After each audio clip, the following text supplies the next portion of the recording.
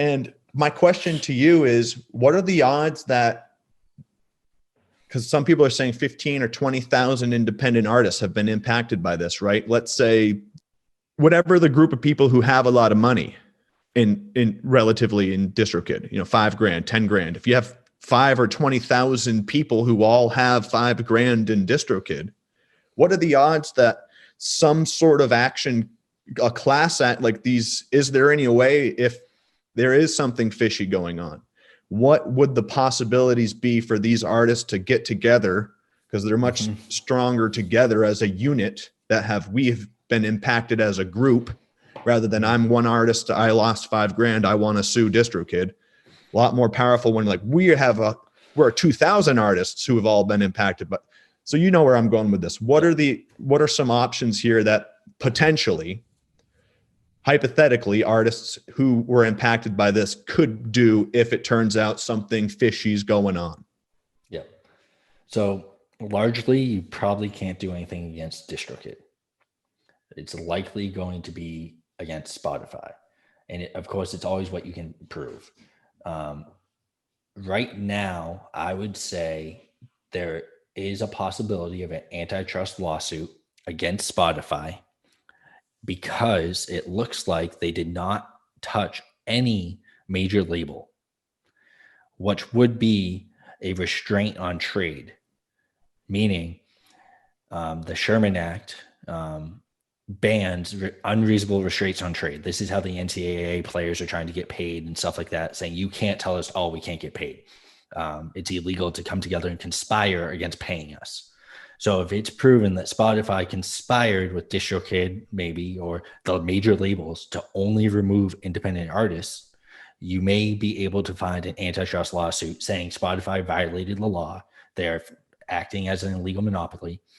They cannot pick off independent artists. It's unfair competition. They're creating an unfair competition landscape. Of course, it's always what you can prove. And if they can show that they took off any major label artist at all, your case might be a little bit weaker. Or can you show that they had communications about avoiding major labels, stuff like that? There is a possibility that there will be an antitrust suit against Spotify. I will not be bringing it. It's way too much work for me to do alone. I don't have any client that would want to fund that either. I don't think that it's not going to be cheap if someone wants to do it. It's going to take a group. It's going to take investors. It's going to take almost a major label type funding that was affected that isn't a major label, if that makes sense. Now, so say Apple Music is seeing blood in the water with Spotify, right? What if they just go, we'll fund the shit out of this? So they can't be a party on it because they have to be damaged. So they can't even be. What if it's like some sort of charity, like you see all the time, they need GoFundMe? I'm not getting into that. I'm not going to help people avoid some of the laws on funding. There are ways, I'm sure there are ways that people can fund this that weren't affected. There always are. There's always a way. It's America. Yeah. There's always some way to get money to another party, even if you're not the one. Look at Bloomberg buying all the fines out in Florida so that a bunch of convicted felons could vote. Right. That's not illegal, but at the same point, the Republicans were not happy with it. And they were like, this is illegal. It's not. But there's always a way to get money to a party if you wanted to get there. I don't know who would do it, but the party who brings the suit would have to be damaged. So it'd have to be brought by people who were injured. This is why the NCAA video game's gone.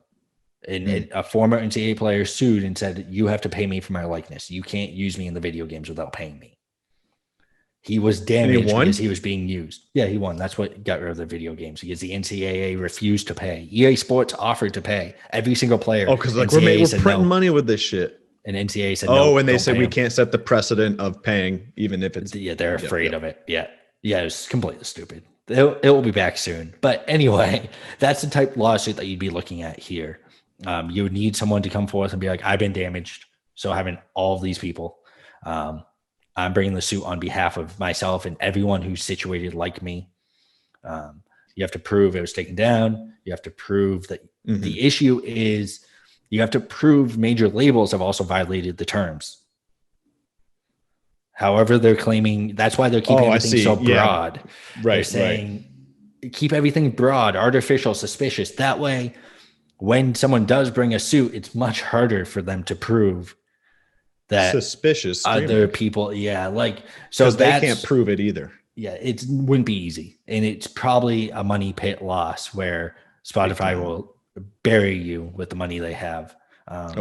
Drag that lawsuit out for 8 years. Yeah. Yeah. And so by the time that lawsuit's done, Spotify's not going to be the leading on streaming anymore type thing. Like, it would be a lot. I mean, there's always a possibility. You can sue for anything. This is America. Like, but also finding the correct party is part of it. You might sue Distrokid. If you look into their terms and conditions, maybe they didn't. I don't know. I'd have to look more.